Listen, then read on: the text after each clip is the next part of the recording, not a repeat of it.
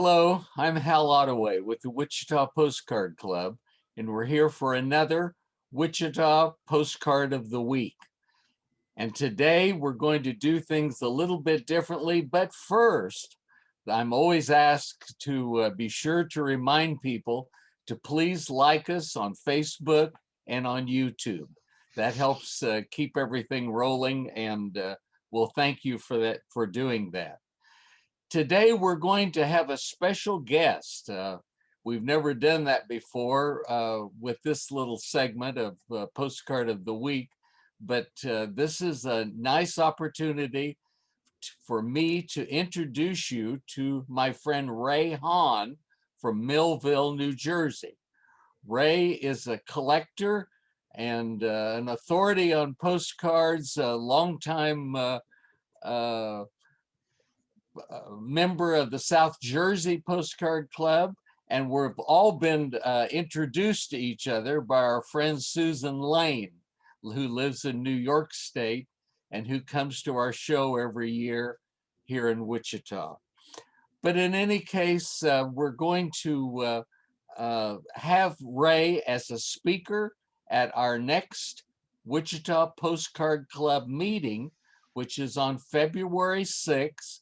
It's a Saturday afternoon, just like we were going to the library for our regular meeting all before COVID. But after we've been into COVID and we've been trapped up or sequestered in our homes and so forth, we're happy to be able to do this Zoom meeting where we can call on other club members to talk and to entertain us and to share knowledge about postcards. And so this is what we will be doing this coming Saturday, February 6th at 2 p.m. Central Time. And I say Central Time because Ray lives in Eastern Time. So he'll join us at 3 o'clock on his clock, but we'll all join here Central Time at 2.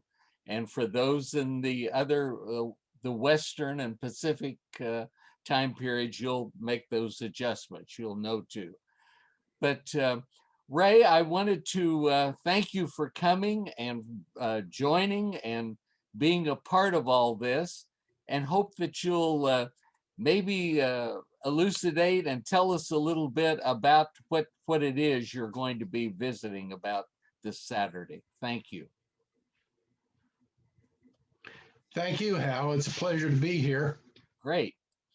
I have long thought that I would like to get to Wichita for one of your shows, but imagine a whole menagerie of life circumstances has always seems to have gotten in the way. But someday, if I live long enough, I'll see you in Wichita. Great. We'd love to have you. Talk to your group on Saturday. I'm going to present my collection of chemin de fer postcards. These postcards come basically from the French railroad system from about 1902 through about the 1920s, maybe even late into the 1920s. The title of my presentation is called On the Rails in France and Beyond. Because when you buy a train ticket in France, you can actually go far beyond France, as far as England in the west, as far as Morocco in the south, North Africa. And in some cases, albeit they're rare, you can get as far as Siberia when you're traveling east on a French railroad or their affiliates. So the cards represent 5. I'm only dealing with 5, although there were 8 at the time. There were 8 administrative districts for the French railroads. And what makes these cards so interesting is the fact that they are mostly artist-drawn cards. They are fabulous in that they are bright, colorful, interesting, and educational. I got interested in these cards simply because all my life I've been interested in traveling in France. And one of the reasons I developed this interest was that when I was a boy, I would sometimes go with my great uncle to his local Elks Lodge. And the Elks home here in town was a 3-story Victorian home that one time belonged to the owner of the newspaper. And while my uncle was playing cards, I had pretty much the run of the house, which was kind of neat for a young kid. The the house was magnificently decorated with all kinds of artwork. And where there was no art on the walls, there were bookcases full of interesting books. And as I read some of those history books and I learned in school, the people of France were our very first, and when I say our, the people of France were the first American allies during the Revolutionary War. So, in some sort of selfish way, I wanted to learn all I could about the country, the society, even their food. And, and as a result of that, my wife and I have traveled to France 6 different times, and we just love those people and their countryside and their food. Great, great. Tell us just a little bit about the postcards themselves, the how they came about, Okay.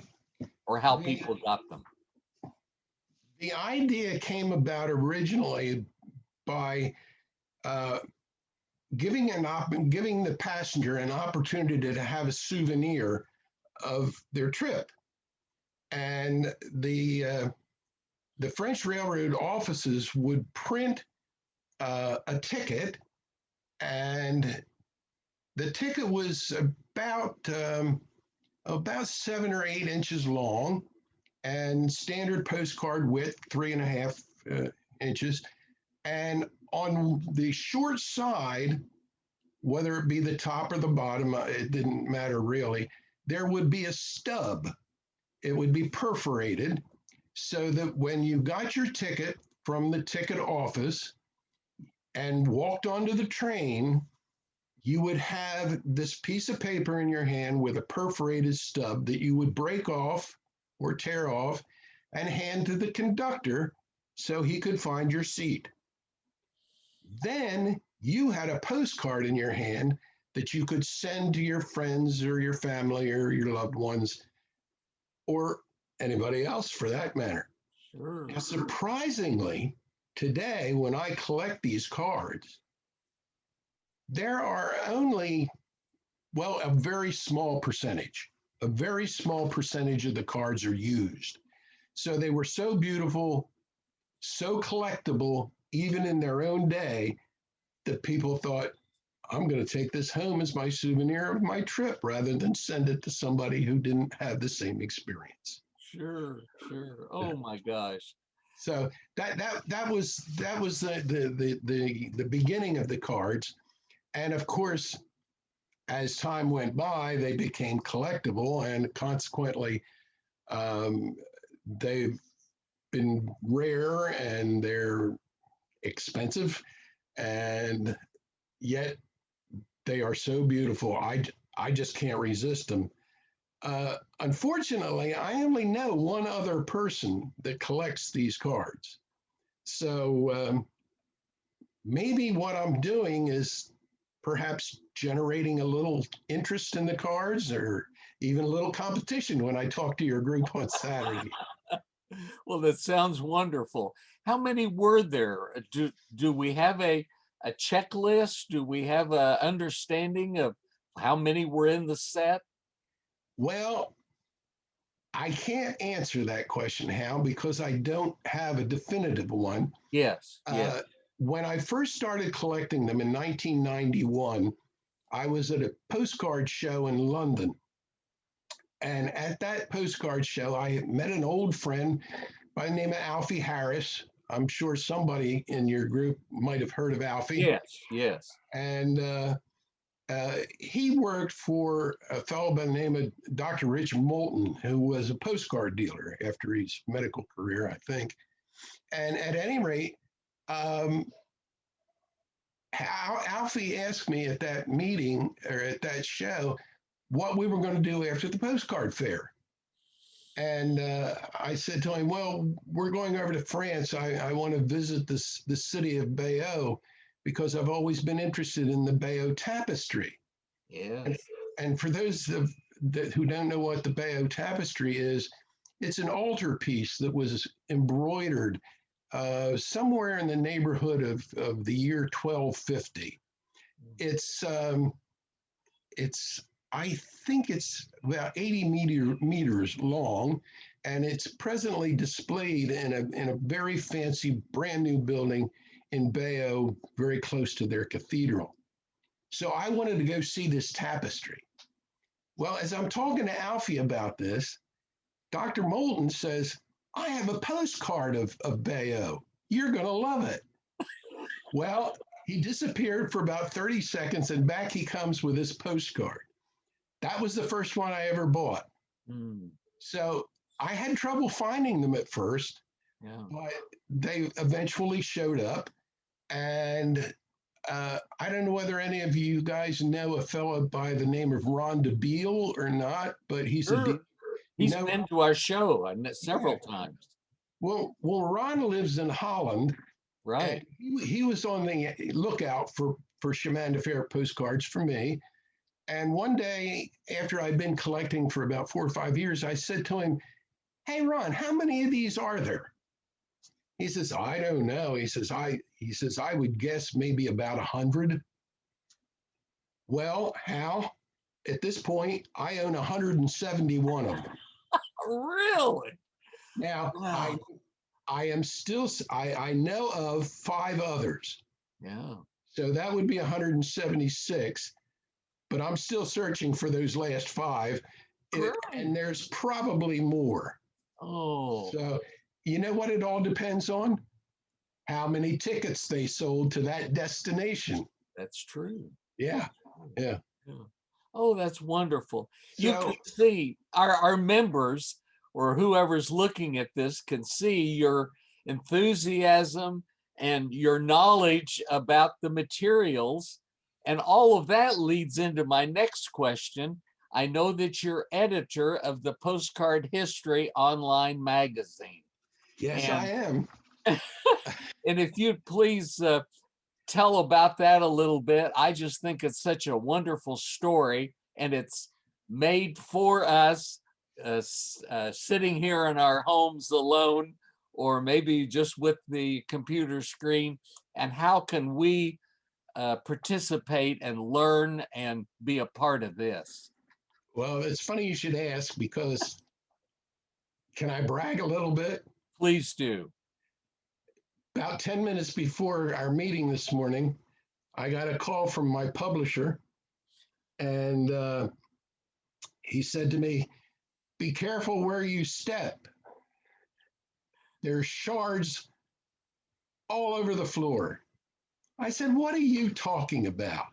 He says, we're breaking records. And I said, really? What's the record? Well, up until now, the most readers we've had, or the most unique visitors to the website we've had, is about 7,200. Well, the month of January 2021 is ending soon, and already we have 8,500 unique readers. Really? And what makes it so special is lots and lots and lots of them are coming back time and time again, because our site just hit 20,483 visits for the month of January. My goodness. So it's a very successful enterprise, and it all got started about 8 years ago.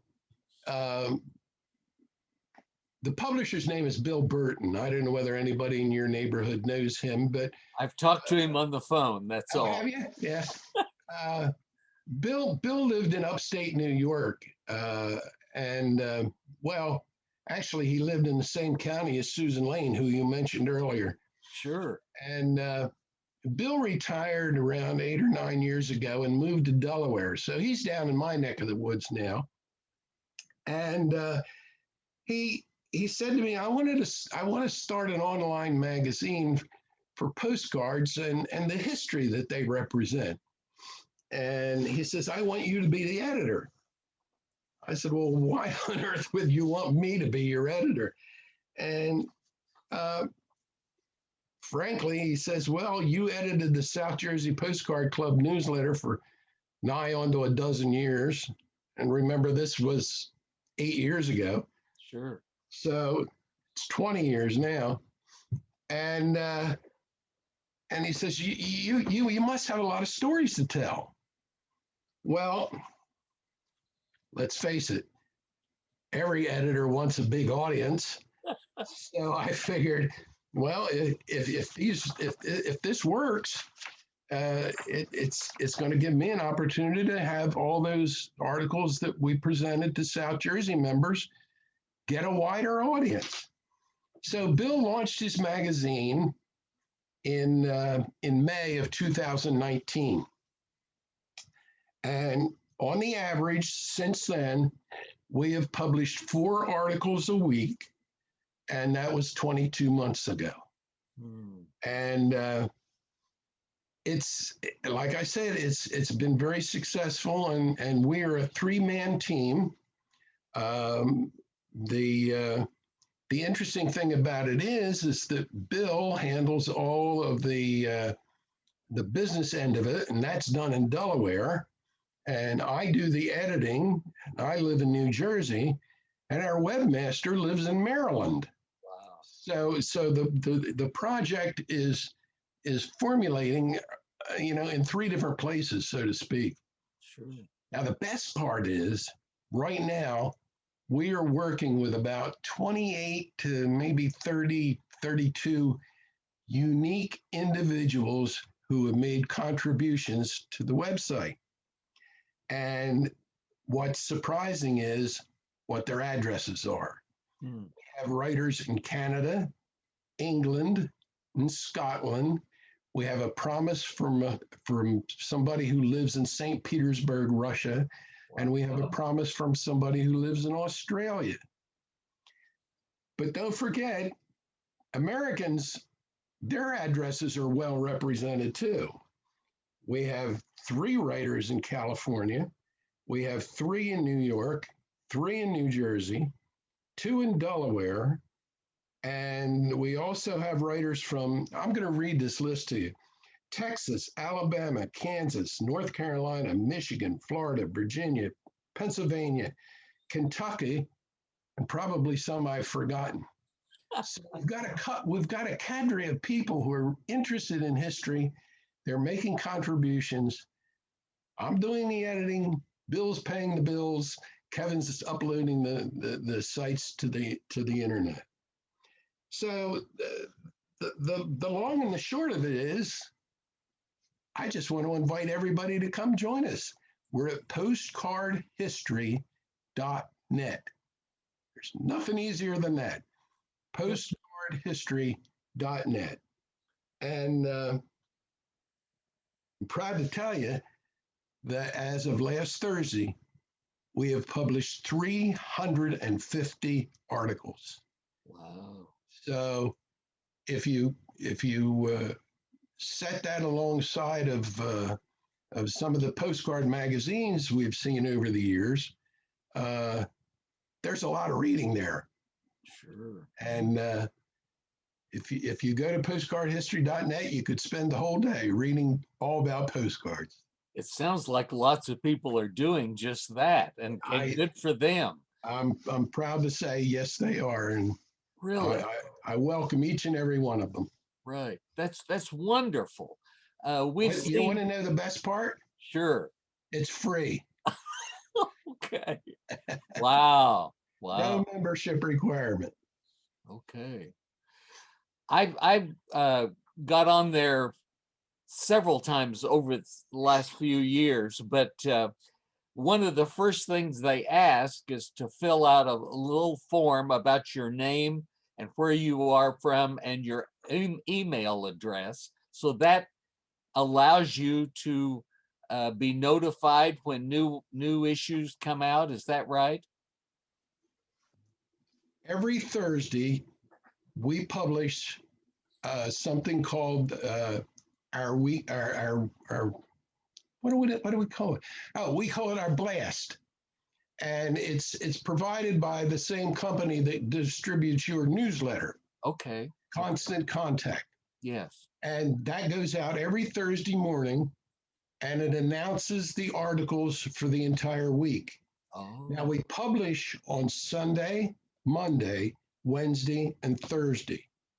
So, really? needless to say, by say 2 o'clock on Thursday afternoon, my mailbox, my email box is full. People making comments and sending, you know, I remember when my grandfather, that kind of stuff.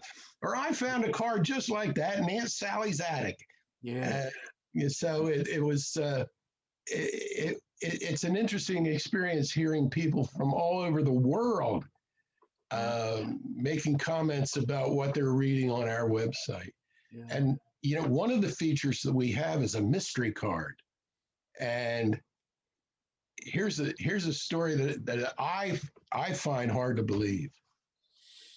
We published a mystery card that was called Split Rock, and it was a picture of a rock that was broken in half by some act of nature. I don't know how it happened, or I don't suppose anybody does. But the rock was in a place called The Hague, New York State. The puzzle was solved by a person in Russia. Really? So using internet, Yeah. you can learn an awful lot. Yeah. And one of the things that this taught me was that there's a lot of people interested in postcards. Sure, sure. Good, good. And we're so lucky to have you to be our second speaker for the new year 2021. And we look forward to seeing you. Let me go over the details real quickly. Saturday, this coming Saturday at 2 p.m. Central Time. Now, do come like at 1:45 so we can let you in to the room and we can say hi and wave and everything. Then we're Okay. going to ask you to turn on your video so we can see you and your name will be there.